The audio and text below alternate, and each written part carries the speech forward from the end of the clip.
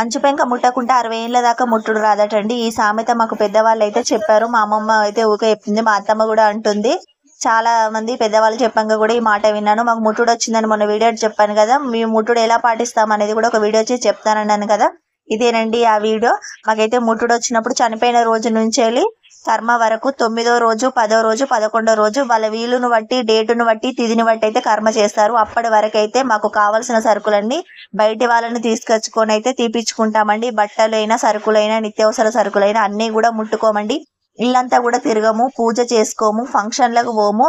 ఎంత పెద్ద పండుగ రానియండి, ముట్టుడు ఉన్నప్పుడు అయితే పండుగ మాత్రం చేసుకోము. మళ్ళీ ప్లస్ మా అమ్మ వాళ్ళైనా, అత్త వాళ్ళైనా, మా రిలేషన్స్ అయినా వాళ్ళ ఇంటికి కూడా వెళ్ళమండి.